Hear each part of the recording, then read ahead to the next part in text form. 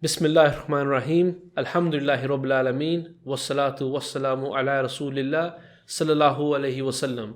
Welcome, audience, to Talking Deen podcast number 14. Assalamu alaikum wa rahmatullahi wa barakatuhu. My name is Majid, I'm your host, and today I've, as usual, my main man, Brother Rash. Assalamu alaikum. Rash 2K on Instagram. Make sure you guys follow him. And also the return of the Mac. We have the return of JK. Brother JK, obviously people will know you from the Talking Seerah podcast. And inshallah ta'ala, how's it going, brothers? Alhamdulillah, going well, yeah. It's good to be part of this Talking Deen. I think it's been a while since I've been on. Yeah. But I've been watching the episodes, and there's been some really good discussions. So looking forward to taking part today, inshallah. Alhamdulillah. Yeah, last episode as well had a really good discussion about obviously different scholars and things like that, as well as, role models. Yeah. I think, again, we got some good feedback from some youngsters as well, saying that, try to connect a bit more with the type of things they're watching, they're, seeing online and stuff. I think a few jokes as well that they were saying about obviously mentioning some YouTube people and stuff. To be fair, I didn't know some of them, but PewDiePie and stuff. But yeah, that was good. So some of the youngsters who was listening and watching responded to that. So alhamdulillah. Subhanallah. Obviously, it's a while since you've been on, and at this point, I think it's important to highlight to our audience that about the Talking Seerah, the fact that you're delivering Talking Seerah. Maybe if you want to just add anything about that, we'll give you this 30 seconds of... obviously I'm a bit biased, but it's going well. Alhamdulillah, I think it is going well. I've had really good feedback from people that have been watching, listening on all the podcast platforms. And yeah, I'm enjoying it myself. I'm doing a lot of research, a lot of reading, trying to find different angles, how I can apply it to society and reality. And some of the lessons, and definitely when I'm preparing, when I'm delivering, I feel as though I'm kind of growing into it. At first, obviously, there's a bit of nervousness doing things like that, being on camera.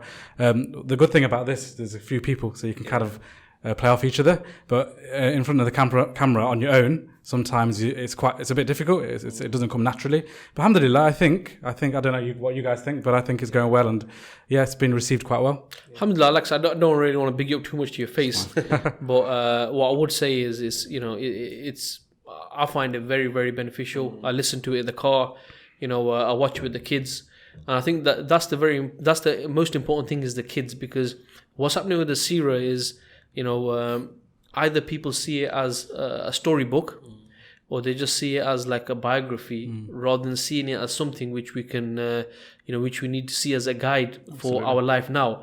And that's what's really good about your Talking Seerah shows, because you're talking about the previous events, but then you're using the wisdom from those events and applying it to today. Exactly. And I think that's something which is really important. And that's why, the youth is very important. And Rash, the last week, we attended a freshers event. Yeah, we did. Yeah. Subhanallah, really where we were in contact with the youngsters, the freshers who are leaving their homes for the first time.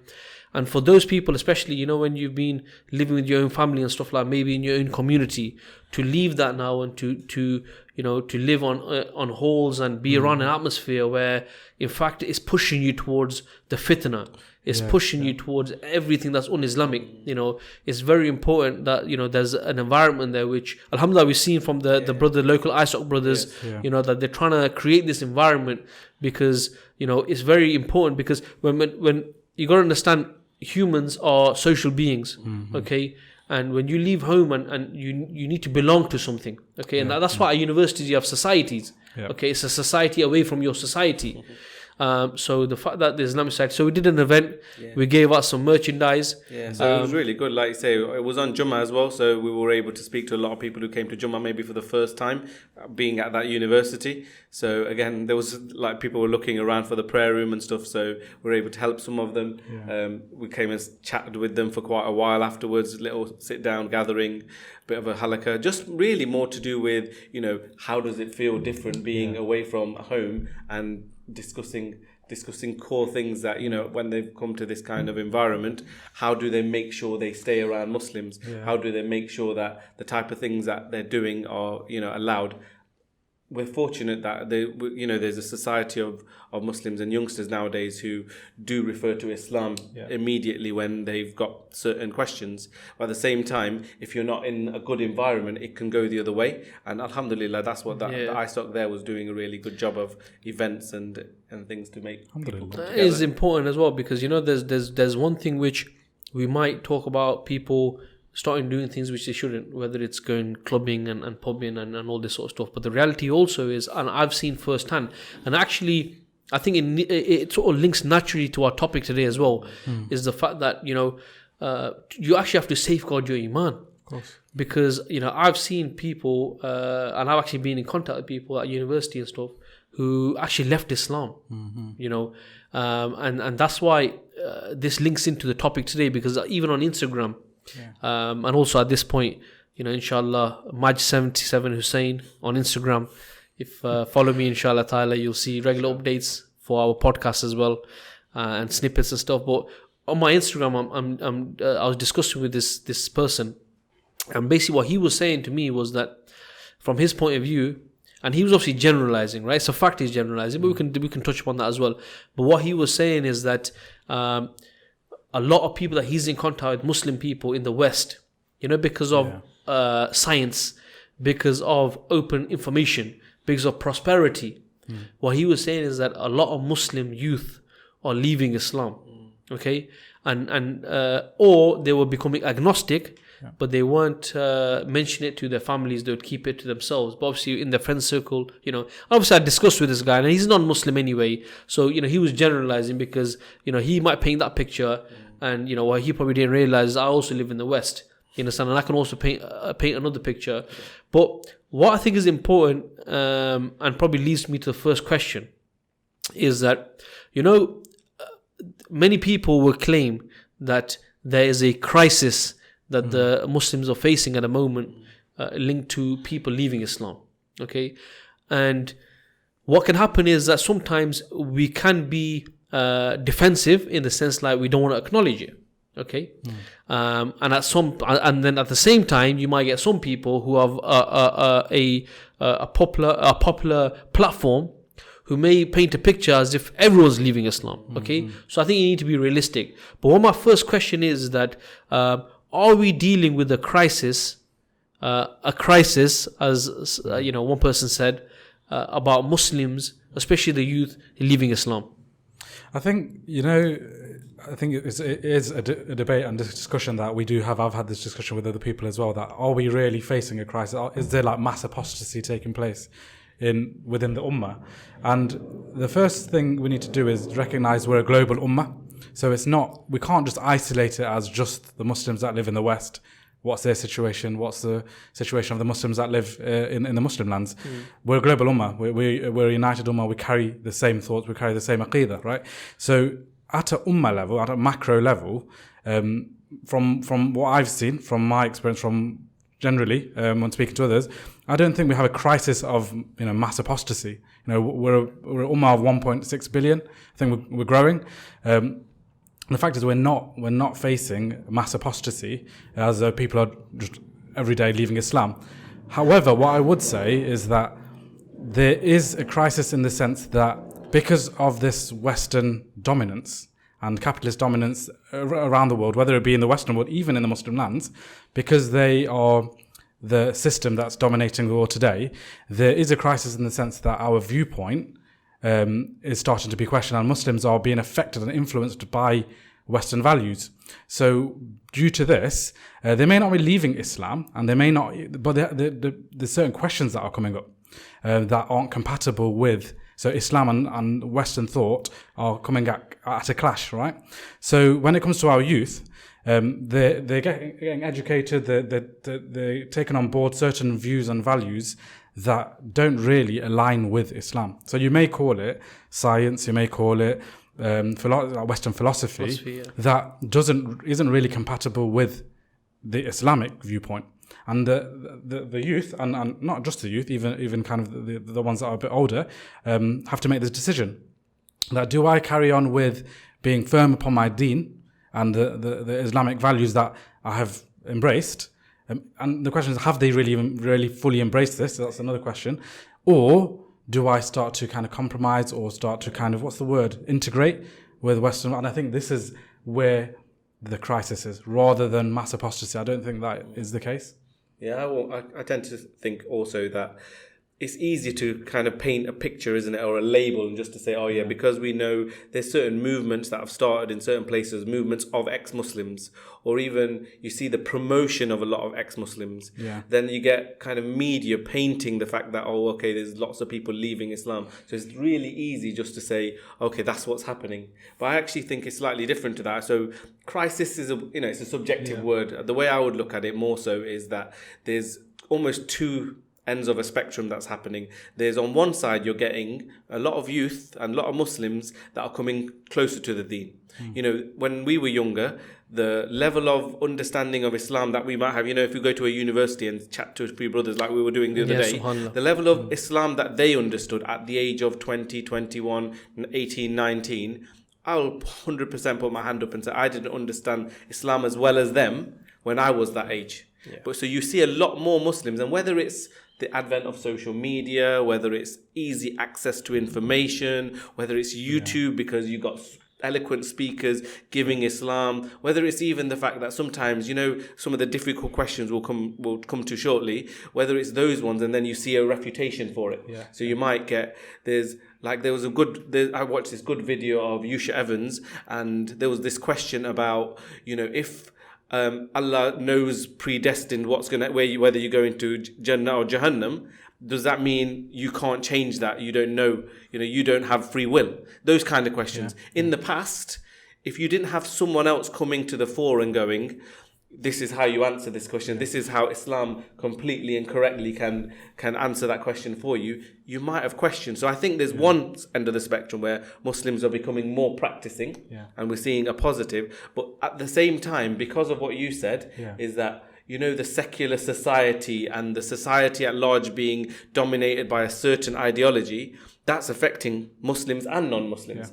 So as an example, where it affects Muslims, then some of them are maybe they apostatize, but maybe it's not, I won't call it mass, but probably more likely they lose confidence in Islam. Yeah. So what ends up happening is they might not outwardly go, I'm no longer a Muslim, but inwardly they might be like just going with the flow, when it's like Ramadan, they go and pray and things like that. But the rest of the year, they're really kind of detached from it. That's what this guy was trying to say. There are many people who probably don't. Exactly. So they don't apostatize, but maybe they lose that confidence. So I actually think there is both ends of the spectrum, but I think that's a natural phenomena for the fact that we don't see Islam implemented as an ideology, and therefore naturally the other dominant ideology of capitalism is going to have an effect on people. Yeah. We can't be naive to that. And just the other thing to note is, with Western capitalism, Western liberalism, it's existed for a while. Yeah. So it's not like a new phenomenon. It has been here for a while. But what we're witnessing is that there's an aggressive form of liberalism that's coming into the fore right now. And so whether that be kind of the LGBT movement, the really aggressive liberalist movement, and it's in the education system, before the education system, we went through it as well, and we had challenges, but I think that youth today have greater challenges. So I was speaking to someone quite recently, a few months ago, and they were explaining how even within the education system they have this they said like a debate. So they want to cause more debate. So they try and make you question everything you hold as kind of truth. They want you to question that and see the other side of the argument. And what's dangerous about that is that they want you to question your whole belief system, even whether it be Islam or any other belief. And this is quite dangerous because what you're doing is you're trying to find flaws in your own belief. And with Islam, many people may say that Islam means peace. But it doesn't mean peace, right? It means submission, right? The thing is, just sorry to interject, that kind of thinking, like they might class it like as critical thinking, isn't it? See, in a way, it's not a bad thing. Well, it's not a bad thing to make people go, I need to formulate myself using my own rationale, what is correct, what is truth. Well, even that I was born a Muslim, that I now need to prove to myself that Islam is the truth. So there's no harm in going through that critical thinking process. Yeah. But when you've got the dominant ideology of trying to take people away from religion completely and make people disbelieve in a creator, when they've got that premise, and then they bring to you critical thinking. They've already said, or almost set the scene for, this is where we want you to head, rather than going, roads are open, do your critical thinking and go down the road that fits you the best. Example I've seen on that, and JK, I'll come back to your point then, is where someone was mentioned, they'll have workshop in school. And what they'll do is, throughout the week, I can't remember exactly what topic it was, just say it was about homosexuality, or just say it was about apostasy or something like this, right? And what they do is, in the week, they will demonize people who are intolerant to these type of ideas, right? And they'll sort of demonize them throughout the week, right? To show these are extremists, etc. And then at the end of the week, they'll say, put your hands up if you're against homosexuality. Yeah. Exactly. Now at that stage, right? Very strategic. Yeah, even if the child believes somewhere, but at that stage, because of the peer pressure, and that's what that classroom, imagine now that's society. Exactly. And that's exactly what's happening, right? Definitely. But back to your point, then I'll move on to the next question. Yeah, all I was going to say is that, with us being, and the youth and as Muslims living in the West, we have this, with Islam meaning submission, right? We're slaves of Allah, right? And it's at direct odds with their values, which is about freedom and liberalism. So there are no rules. You can do what you want. Yeah. You can live how you want, right? And whether it be kind of your sexual orientation, whether it be your, whatever you want to do in terms of all your freedoms. So you have that decision to make as someone in the West, and you've got friends that have these views, whether you follow that or you are genuinely want to be a slave of Allah and submit to Allah. And I think that's where we have that challenge. And back to what you said, our framework for thinking is being defined by where we live, right? Exactly. By the education system, by the media, by the society at large. And because of that framework being very rigid, that you must think like this kind of atheistic way, that's where the challenge arises with some youth trying to come to terms with the values of Islam, some of the rules of Islam. You know what? So this is going to be a little bit controversial, yeah. You say it's a crisis, and we might see that a crisis is a negative thing, isn't it? So based on what you said, you got this thought: Muslims potential, people leaving Islam, youth struggling with LGBT and all of these issues. I would say that to call it a crisis is completely negative. But would you not say that? If you have a shock treatment to the Ummah, where there was a time where we were in this country thinking, we look up to the people that colonized our lands almost as our liberators, in a way where we were here and we could practice our deen. And there was a positivity to it. Oh, they let us build our mosque. They even fund our mosques. They let us pray. They let us practice our deen in our spiritual kind of way. So we lived in this society, and we continue to live in this society thinking, okay, everything's good, we can practice our deen. But now all of a sudden we're thinking, wait there a minute, this society is foreign to us because they're pushing certain ideas into our children. Surely that's, in a way, okay, we need to protect our children, no doubt. So it's a negative and we need to do something about it. But at the same time, if that shock treatment never happened, wouldn't we just be all right with the status quo? The thing is, bro, is what see what I mean? I see what you mean, and I don't agree to a certain degree. Anyway, because is what JK was saying, is when we were growing up, there wasn't this aggressiveness, okay?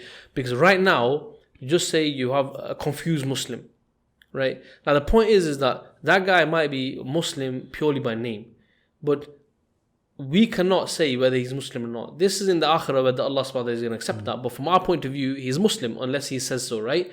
Now someone might be in that, from our point of view, it's better to be in that position than to someone who leaves Islam. Now, I know what you're trying to say. Now, there could be somebody who's in a situation where he never understood Islam.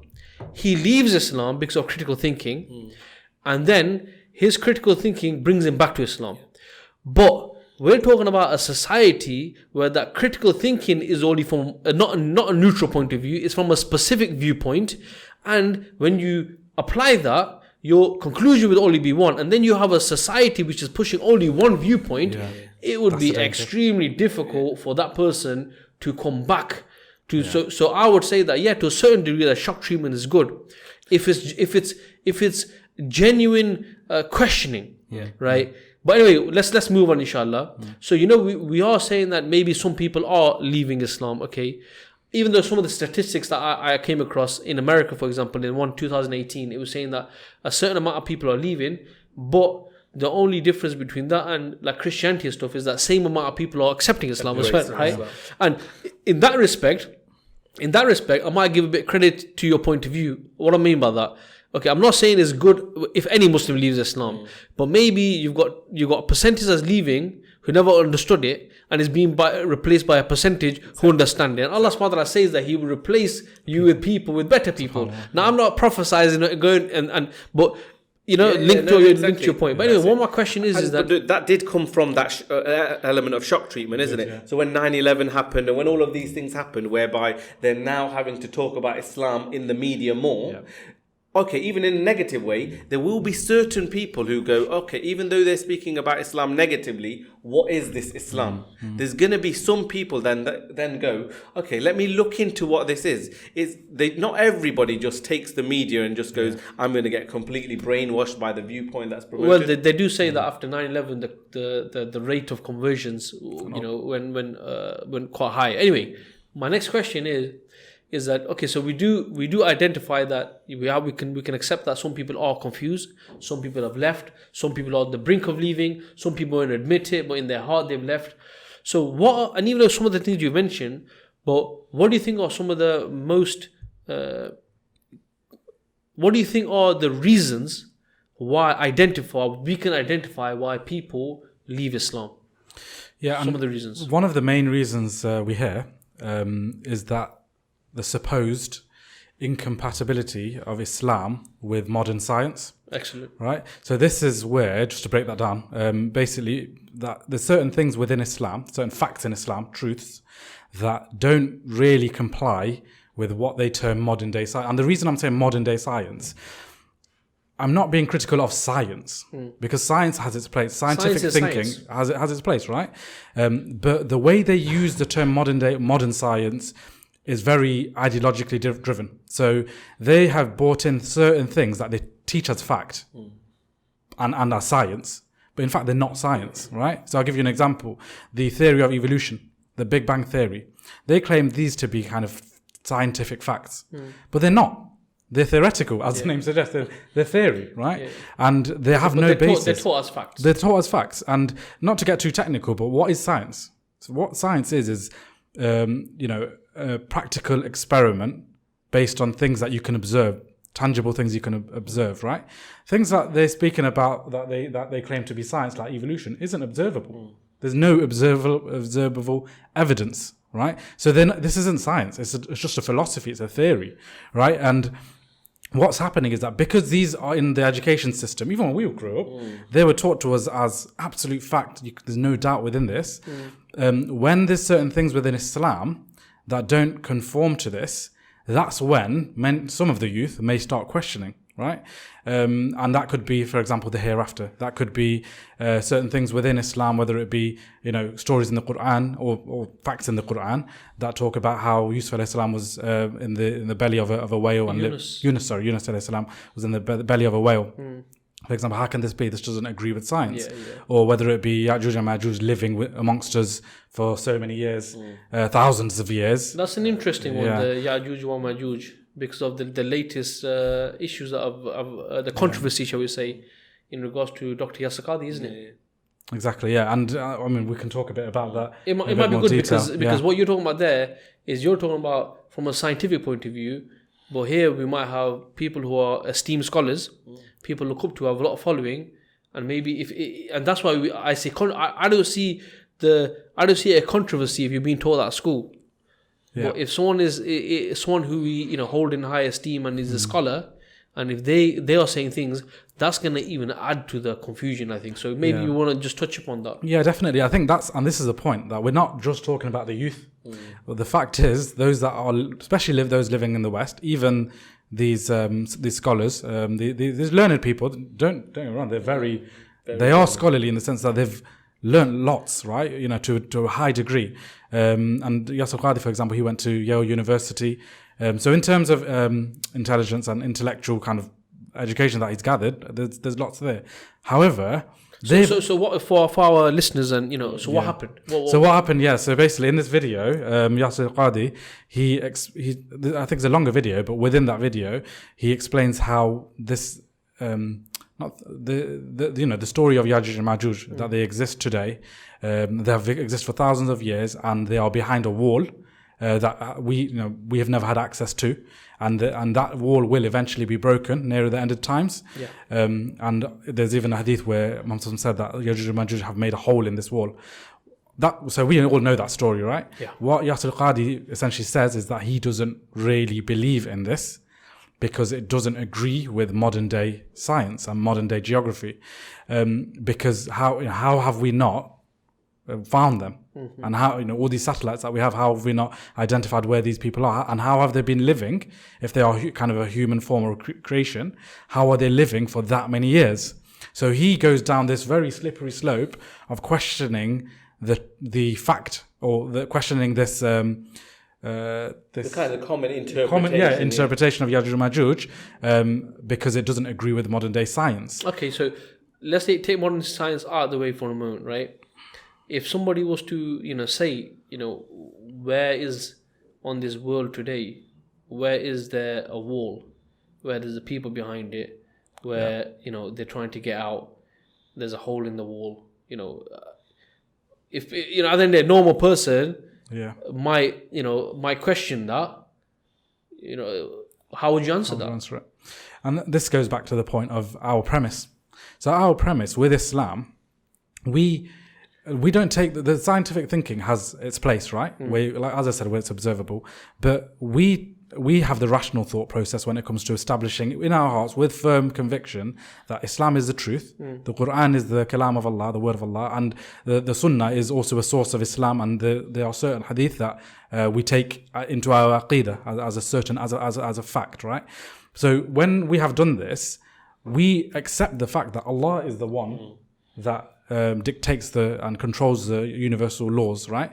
So Allah is able to, He is able to change these laws, and He's able to have, there'll be certain miracles that Allah can do, as we know, right? Because it's not just Yajuj and Majuj. There's lots of things that we know that Allah can do. So, for example, when Muslims split the moon, this by the will of Allah, right? The fact that there is a hereafter, the fact that we believe in the angels with conviction, just because we haven't observed it through science, that doesn't mean that we don't believe it with conviction.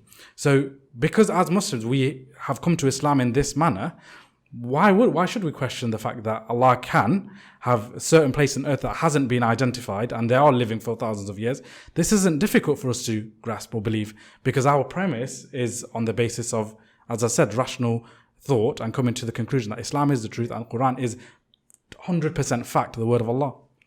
I think what you can add to it, just to look at it from a slightly different perspective as well, especially in this particular example that we're using, is I think where it came about from, and I've watched a few of the videos and things like that, and there's been like other people talking about the video, and then I think Yasir Qadhi himself was on, I think, a recent podcast as well. So having looked at that, what it is it's trying to solve a problem that is created by the current situation that we're in. So currently, as we said in like the answer to the first part of the podcast, we're talking about, we're living in a society which is secular, where dominant ideology is capitalism. Therefore, he's trying to promote like the brother Ishti said in the last podcast, a godless type society. So all of a sudden in that society, there are Muslims or anybody who are leaving theistic viewpoint to a atheistic viewpoint.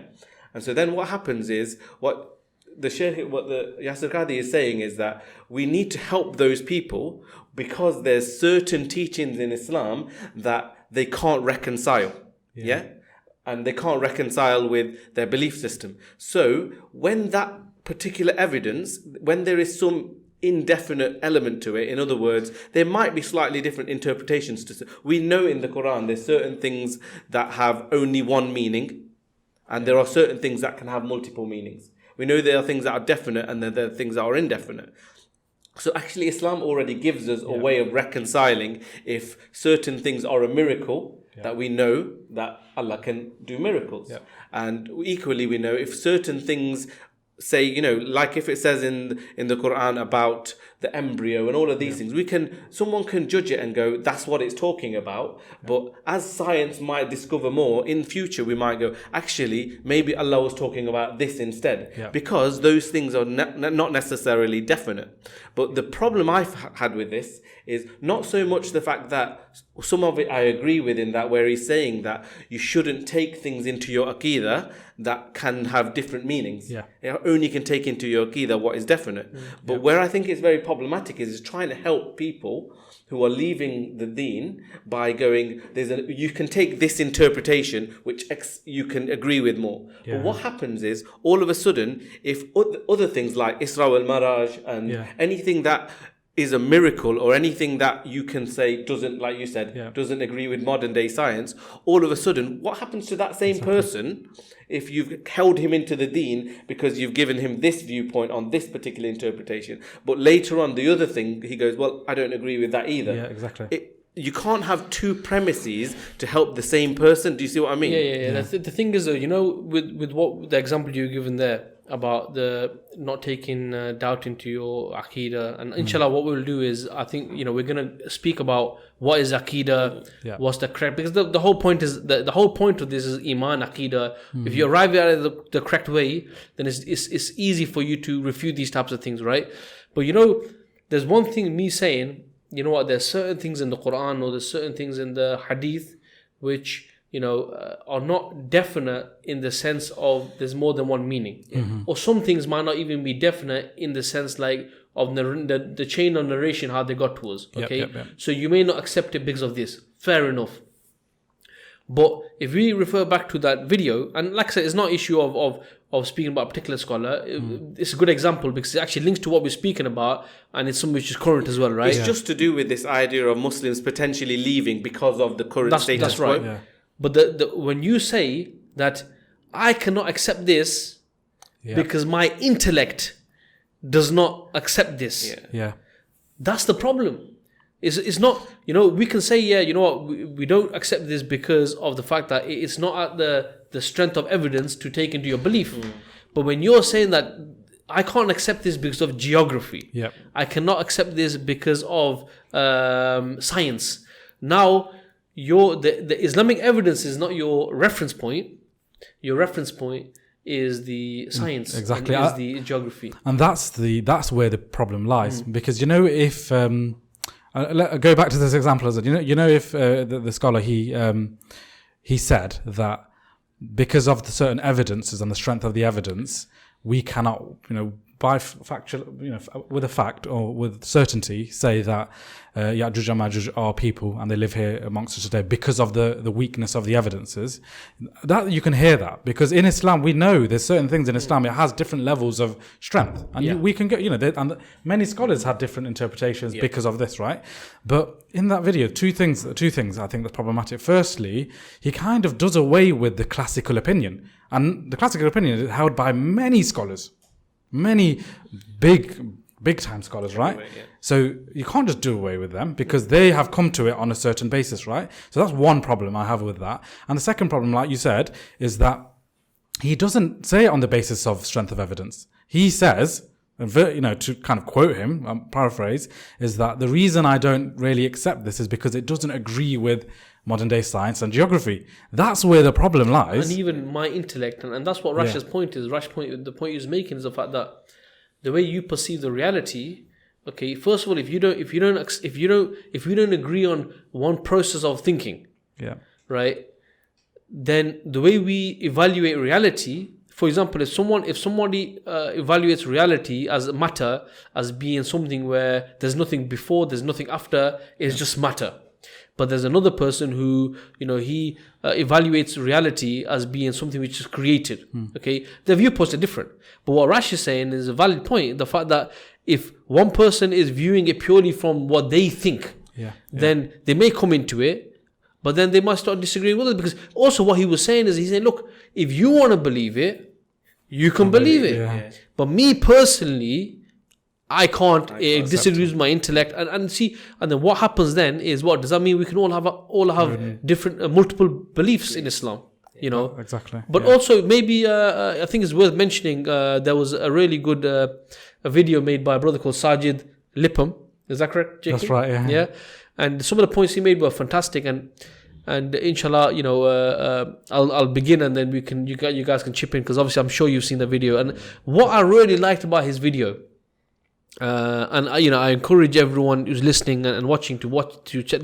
Maybe we can include the link as well, because I think it's really good as well. Credit to the brother. But what he said the problem isn't Juj wa Majuj. The problem isn't the moon being broken. He said the problem with the youth is the framework that they're being brought up with. Yeah. And when he was talking about this, I thought, lately, we've had this RSC issue. And we've had Muslims, your parents, getting vexed up and alhamdulillah, it's understandable because that's the nonsense they're teaching.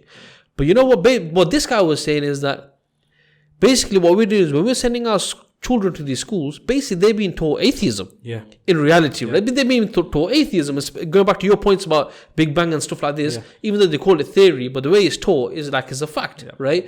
So the thing is that has it never occurred to us that we might be a bit agitated now because of RFC and stuff, but we never ever thought that we might be sending our children getting these atheistic ideas, and then later on in life, if we don't understand Islam ourselves, and when they have questions, and then either you don't have an answer or you answer it in some mumbo jumbo style, right?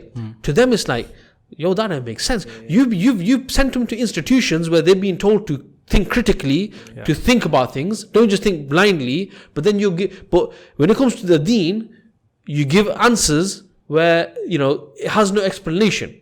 So I think the first point what he was saying, and to quote from him, he was saying that the problem is the foundational worldview. That if your foundational worldview is based on Quran and Sunnah, then these evidences, the issue of Juj wa Majuj and all these other issues, you're going to see it through that lens. But if your foundational worldview is a godless worldview, or it's atheistic worldview, if atheistic is, that's a word, right? Yeah, atheism. We can use it, yeah, okay. Then when you come across these things, you're going to look at purely from the fact that how can it be that someone stayed in the belly of a whale for so long? How can the Messenger sallallahu alaihi wasallam, just through pointing towards the moon, how can he crack it, split it into two?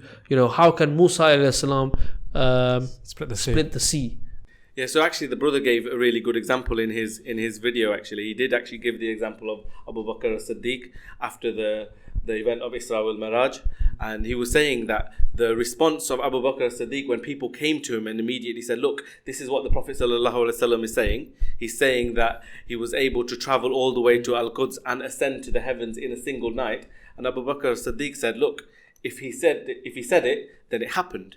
And the reason he was able to be so firm on that is he'd already set his, like you said, the world view of the premise is already Quran and Sunnah. The premise is this is the Prophet of Allah subhanahu wa ta'ala. Whatever he says is revelation in itself. If he said it, then it happened. And having that kind of firmness is what we should have ourselves. And I thought that was a really good example to use. Yeah, subhanAllah. And actually, the way he described it, what he said was that when he mentioned the example, he said that the example of Abu Bakr radiallahu anhu, this was an example of true reason and true intellect. And what he said was that true intellect is submitting your intellect to what the Quran and the Sunnah has been revealed, right? What's been brought, i.e. the Quran and the Sunnah. But also what he said is that taking something from the Quran and Sunnah and try to change it to fit your own intellect, that is true ignorance. Subhanallah. Exactly. So, we can see that some of the examples that you guys are given there, especially the Juj wa Majuj one, is something where, we've said that if you have a certain viewpoint and then you look at these events in a certain way, that's when you can probably see where if people haven't arrived at Islam in the correct way, then they will either lose confidence, they'll be confused, and also if they go to people of knowledge and they ask them the questions, and like this one brother was telling me that some people, when they have these questions, when they go to certain people, they're afraid that those people are going to be judgmental and say, what kind of Muslim are you? You understand? So now you can imagine now some of our youth may be in this situation. They're a product of a capitalist society, a godless society, and where they need help, either they can't ask for help because of being judged, or you have people who are supposedly in the position of authority in the sense that they are an authority in Islam, but they are actually in a way given a view which may seem one where the intentions may be good in the sense like, but goes back to Rashid's point that this is going to cause problems for other issues. Because if you can compromise on one thing today, then tomorrow something else might not feel... Like you say, it's using that other methodology of going, let's try and protect people. So that's a positive. I want to protect someone from leaving Islam. But if I protect them with something that we can't use for all aspects of the deen, and all of a sudden when they come across other aspects, there's going to be issues, isn't it? Absolutely. It's confusing. It's confusing because it needs to be consistent. And if we use that, like one example where it conforms with science, I can agree with that. Well, hold on, but how do angels exist? Yeah, exactly.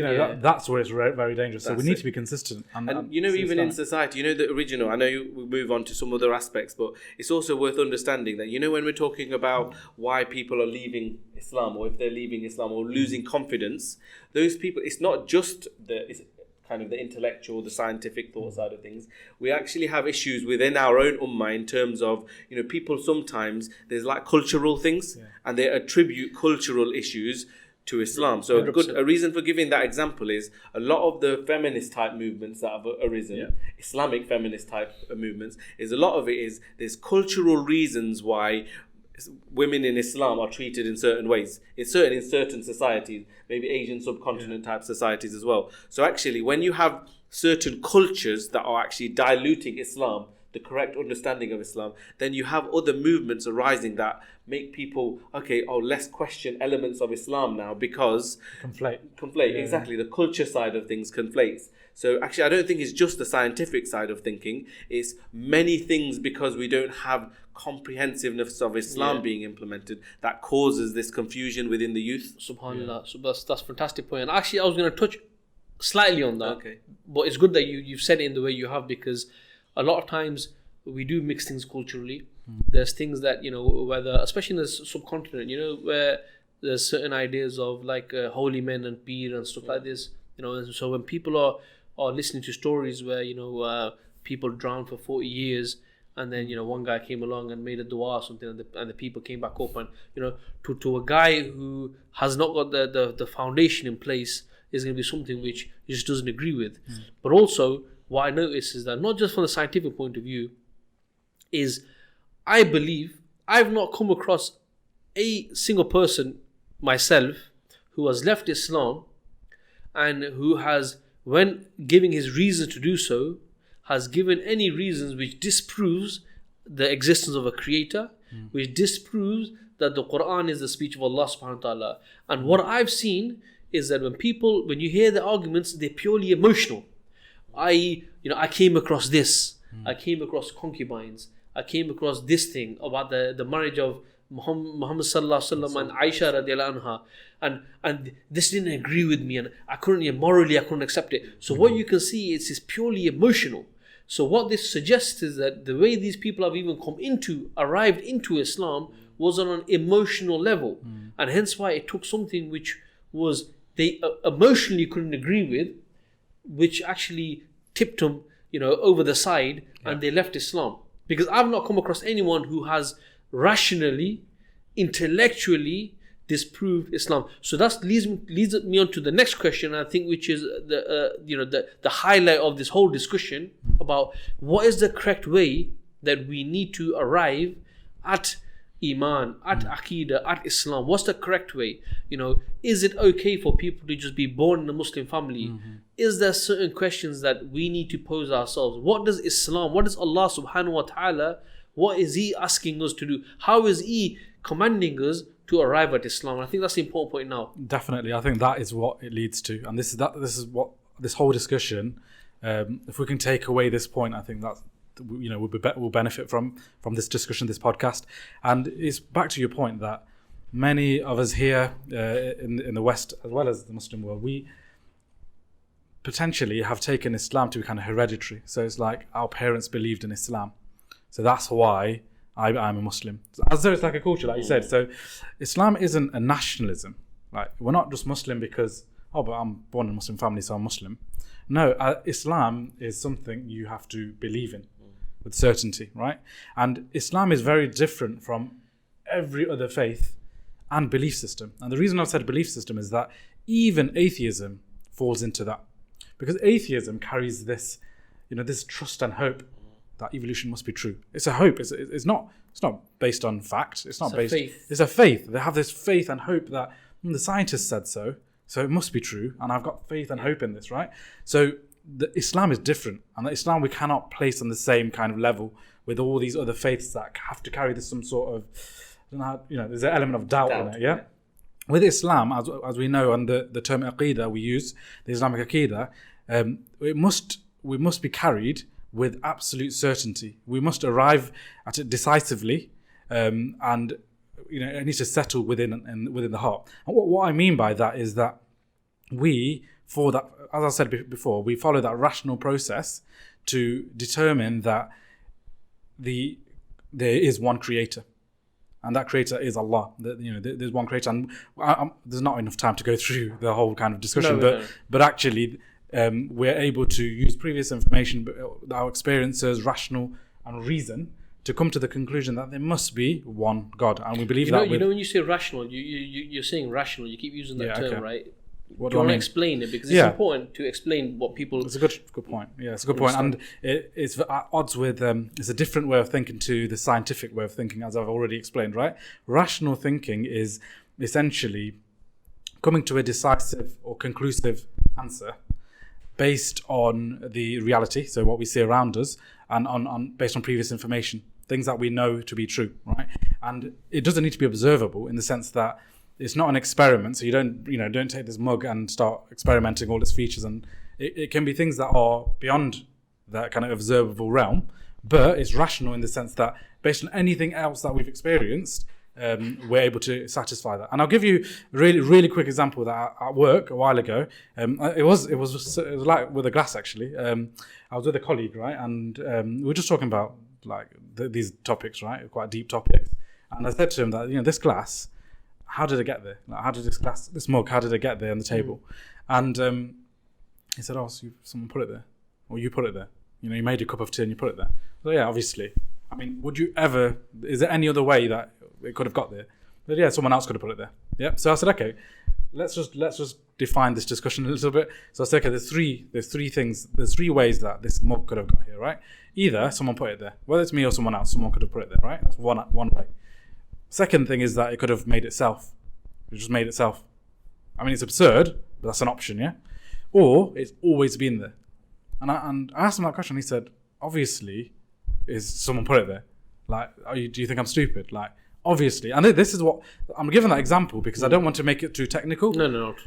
Obviously, someone put it there, right? And if it's so difficult to believe the other two options just for this one mug or one glass, then how can we believe that for the whole universe? But so what you're saying is just to sort of like summarize your point on the rational thought. Yeah. So what you're saying, this is something which is the correct way of thinking, and it's something that all humans should be able to, on certain things, should be able to arrive at the same conclusion. Absolutely. Yeah. That's so for example, so why would aliens or the pink elephant giraffe thing, whatever some people give it, why would that not fit into a rational thought process? Because there's no previous information on that. There's no basis for that. Okay, right? so you can't sense it. You can't sense it. Absolutely. Okay. Whereas with Allah, you can sense that. We're dependent. We need things to survive. We won't last forever. Okay. We're limited. Okay. And by sensing everything that is around us, we can identify all of those attributes of the creation. Exactly. And then we can equally identify that they couldn't have come from nothing. So that rational process, every human being with a sane mind has the ability to apply that rational thought, as you've described it, in order to come to that conclusion. Okay, so let's move on, because I don't want to make it too technical. No. So try to make it as simple for people to understand. Yeah. So and the second point to this broader discussion we're having is that we're also able, through the same process, to establish that the Quran is the word of Allah 100%, right? And this is where it brings us to this discussion, ties the two together. So if we've gone through this process, we're fully convinced that Allah is one. We believe in Allah, we believe in the Creator, and that the Quran is the word of Allah untouched, right? Anything that is said within the Quran, we accept as 100% beyond doubt, right? So it's not even questionable. We don't question it because we've already gone through that process of question to establish the fact that it is the word of Allah. Okay. So now anything within it, we accept. So you're saying accept. So let's just take this back a bit. Okay. So what we're speaking about here, we're speaking about Iman, we're speaking about Aqeedah, yeah? Yeah. So so when you say accept, I guess you mean accept in Iman. Okay. What is Iman? Yeah. Let's define Iman. Yeah, I will define Iman for you in a second. Yes. Just to kind of clarify from that point as well, the way I've understood it as well. It's very important to look at that and say, yes, we accept. When we say we accept the Quran, we accept it on that premise that it came from Allah subhanahu wa ta'ala. Yeah. Yeah. And we accept it from the point of view that it's his speech. Yeah. But at the same time, as I mentioned a few minutes or half an hour ago or so, we're saying that there are things in the Quran that are definite. In other words, they only have one meaning, and from the Sunnah.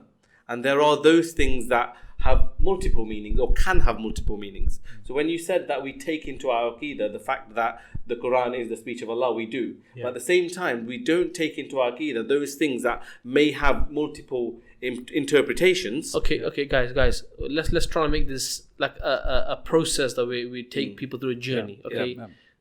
We understand it. Okay, let's so I think we're going the wrong way around. So let's agree upon what is Iman.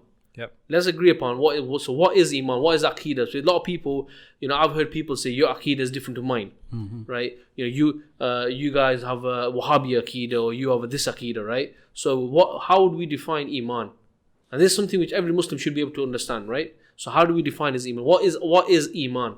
I think you already, he did mention it right at the beginning. Just to reiterate, it is just what your heart is completely fixed on without any doubt. And when we say fixed, it has to be so watertight that nothing can shake it. So if I was to say, what's the definition of Iman?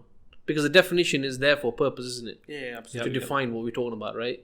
So how do we say? How do we define Iman? So is that decisive Yep. assent, right? The decisive belief that conforms with reality, conforms with what surrounds us. That is what it is. And even the other word that we use quite interchangeably is Aqeedah, right? And the term Aqeedah is also based, so it comes from the word Aqd, right? Which it means to tie a knot, right? And the reason that word is used is because your Iman is so tight that it's as though you're tying a knot. Right? It's that, and that's why the word, as though you're tying a rope. Yeah. And that's, in simple terms, that's what it means. So there's no doubt, absolutely, it's not just belief, because the word belief can carry this meaning, a bit of faith and hope, right? Iman and Aqeedah it's not that, right? It's that watertightness, that as though you're tying a rope, that Aqeedah, right? Yeah. So yeah. So I've just got a quote from a scholar who says that general meaning of Aqeedah is the firm belief that one's heart is fixed upon, without any wavering or doubt. It excludes any supposition, doubt, conjecture, or suspicion. Okay. Exactly. So from that, what we can first of all take is that our belief, our Iman, that every Muslim should have is something which needs to be proven and he needs to be convinced about. Exactly. Okay. And this is something that is what Allah subhanahu wa ta'ala commands. Because when we talk about Iman, normally sometimes if you say to somebody, what's Iman?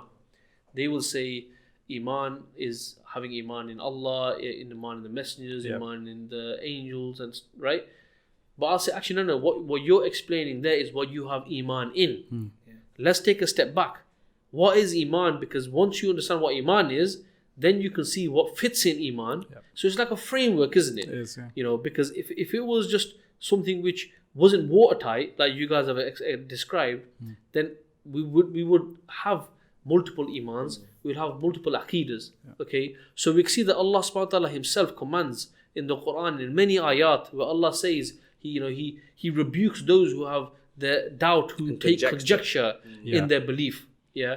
So we see that as Muslims we need to carry Islam in a way where we are truly convinced of it. Yeah. And this goes back to the problem that you guys were talking about, that if people are born into Islam in a way, if people haven't really understood it, haven't thought about it themselves, and then on top of that, they're in a godless society, right? We can see how some of these problems we described, how they can come about. You know, just to give some examples, you're right. Maybe like, you know, if you go too technical, not everybody is going to be able to appreciate that immediately. So it's better to just give some examples. Yeah. So good examples are sometimes, like you say, you say you have Iman in the fact that the Quran is the speech of Allah. Yeah. But then to give examples that, yes, we have Iman that is his speech.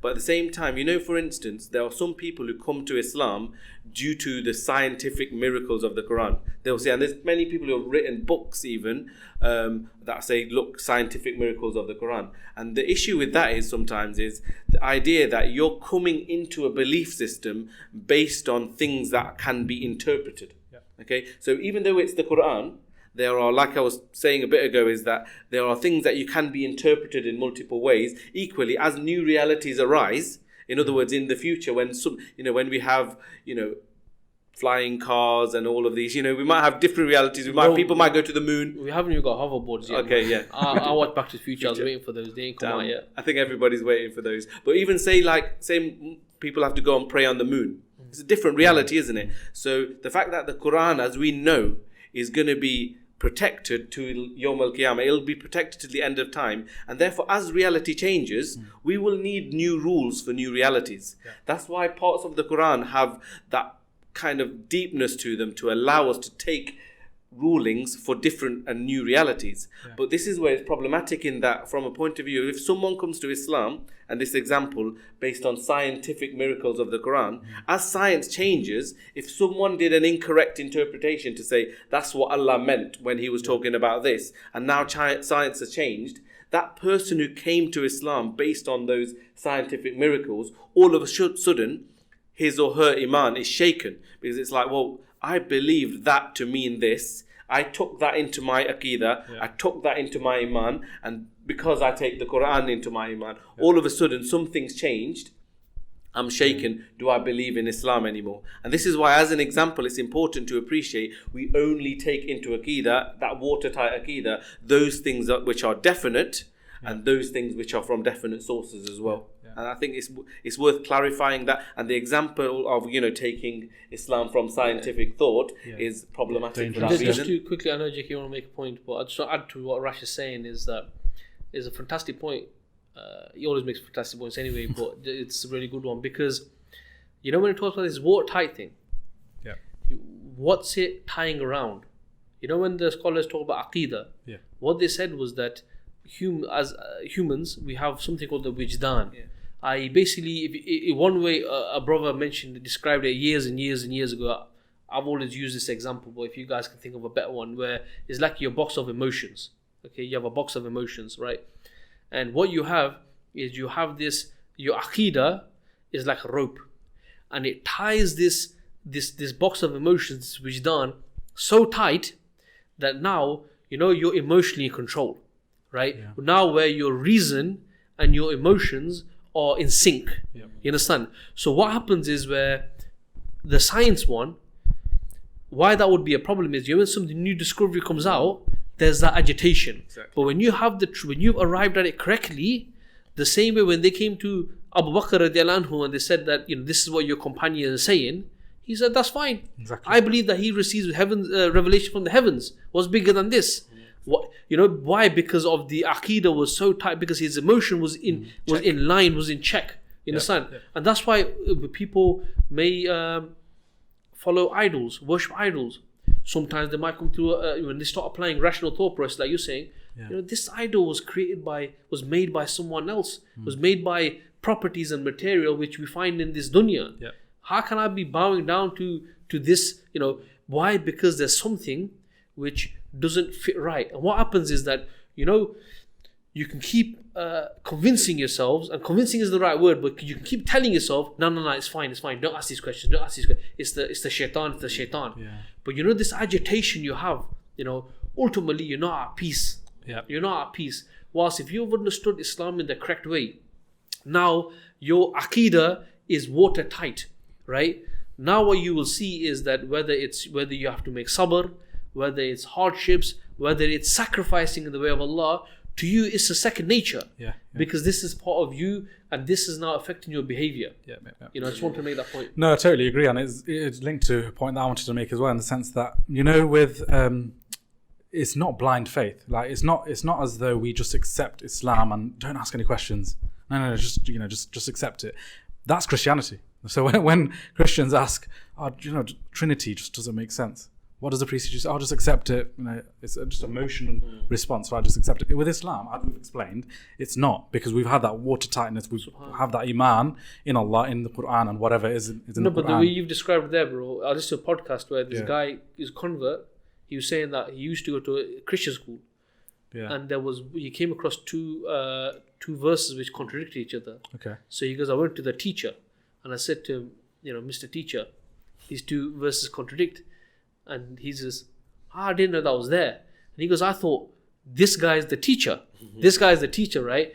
And he goes, from that day. He goes, then he said, okay. He goes, I don't know. He goes, from that day, he goes, I lost faith because in the Bible, and eventually this was on his road to Islam.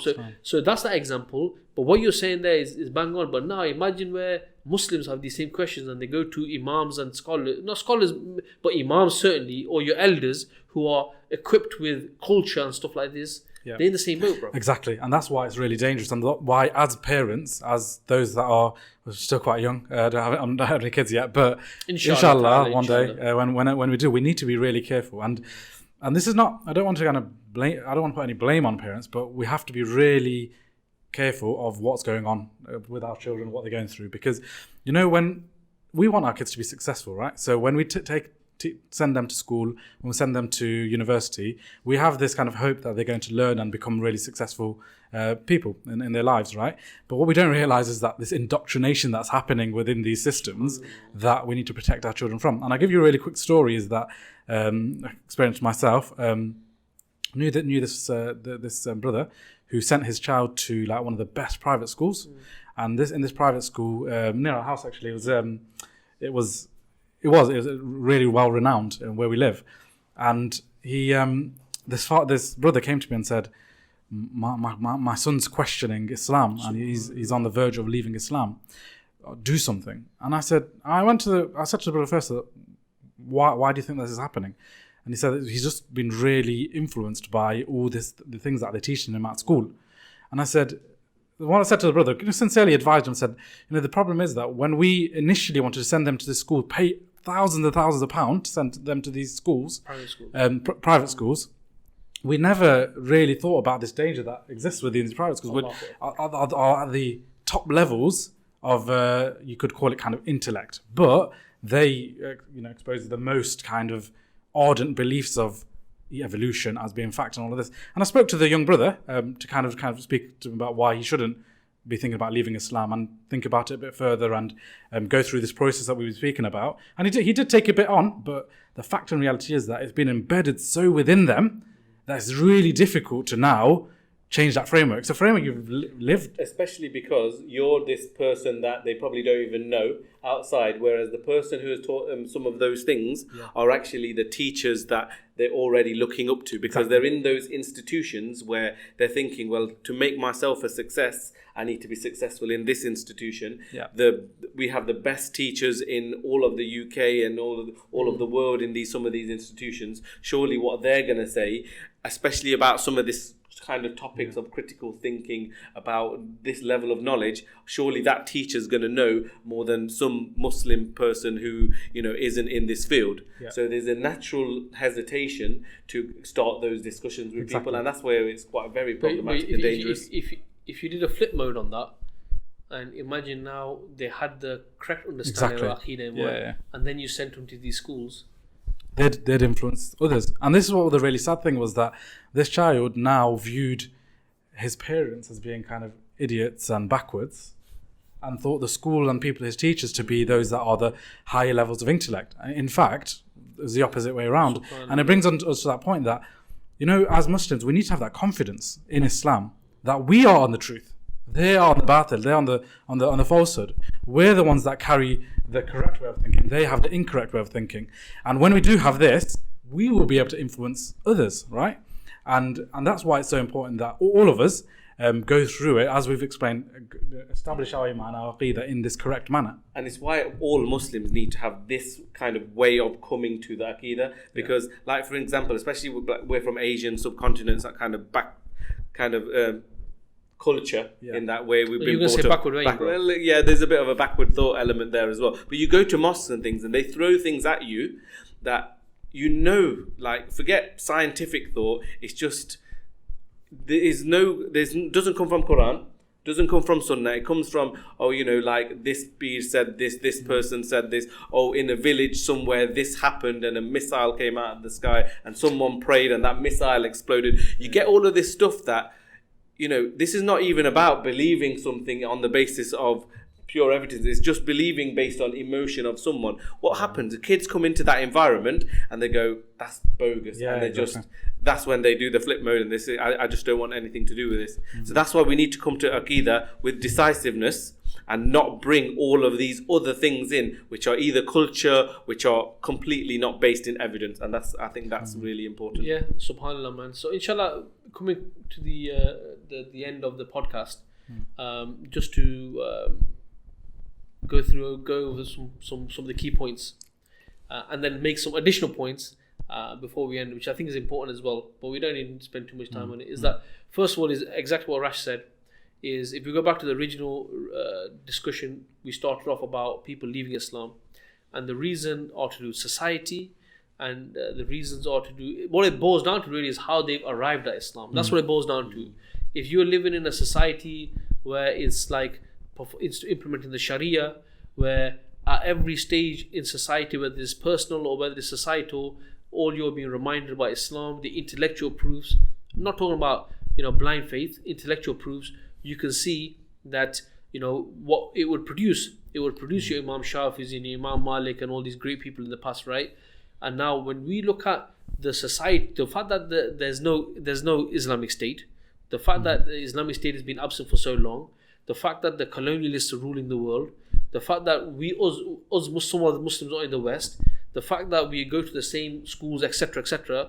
So when we talk about crisis, going back to my point, I'm not going to use the Rocky theme music again, but if you think about it, put all those things into the mix, and the fact that we're still holding on to our deen, right, and we still haven't all apostatized, actually shows how strong the deen is. And imagine if it was being implemented, what you would be producing, as in the people, the personnel, the industries, the technology, etc.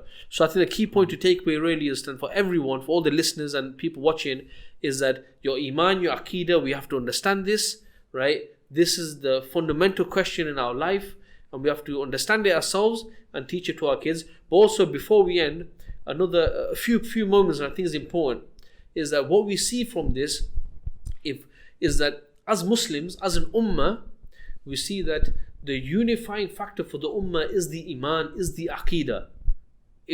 That's why if we understand in the correct, if we all understood in the correct way, we wouldn't allow the enemies of Islam to divide us on this is your Aqeedah and this is your Aqeedah. Okay, and in fact we can have differences. You can pray with your hands to your side. You can do Rafiyadain. You can do all these different types of things which are permissible and are linked to what Rash was talking about before, where some evidence are general. But when it comes to your Aqeedah, and if you use the framework where every single thing has to be definite, every single human can agree to this, then we can see that this would have the unifying factor, and we would see, subhanallah, that it would be more difficult for the enemies, the plots of the enemies of Islam, who are trying to divide us. Just a really, really quick point. Your point about that it's a unifying factor. The fact is, this isn't theoretical. In history, in the golden age of Islam, the Islamic Aqeedah did unify entire nations that were different tribes, different languages, but it did. So it's not like a theory. It did happen, and it can happen again. Allah says, hold on to the rope of Allah and do not be divided. Anyway, inshallah. We should question, my last point is, we should question that wherever there is anybody who's trying to divide people based on Aqeedah, to the extent that they make the fear of other people, saying that they're non-Muslim, just because of certain differences, that we should question that immediately and then bring them back to this premise. The Aqeedah and Islam should unite, not divide. 100%. And I've said it in the podcast before, whilst we hear the voices of disunity, we need to drown them with the voices of unity. So inshallah ta'ala, I'm going to end on that note. For all the viewers, Jazakallah khair for listening and watching.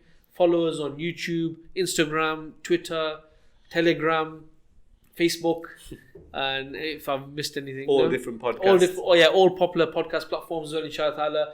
And for everyone at home, this is a topic which is far more important than what we discussed previously. This is basically the Aqeedah. This is something which makes you a Muslim, and this is something which is under attack now. Before we were attacked to divide us, it didn't work because the unifying factor is our Iman and Aqeedah. But what we see now is the enemies of Islam are attacking this, and we see confusion in the Ummah, and we need to be those from the Ummah who clear these doubts, who clear the confusion. No one is going to fall out of the sky to do this. We need to do this ourselves. So inshallah ta'ala, on that note, I'll end a big jazakallah khair for my usual co-host Rash, and also for the JK took some time out to come on the show, and inshallah we'll have you again. Inshallah. And on that note, jazakallah khair for watching. Assalamu alaikum wa rahmatullahi wa barakatuhu. Thanks for watching that video. For more exclusive videos, please like, share and subscribe to our channel. Don't forget you can listen to some of our shows wherever you are, because we're also available on all popular podcast platforms. And for more Voice of the Ummah content, make sure you check out the links to all of our social media platforms in the description below.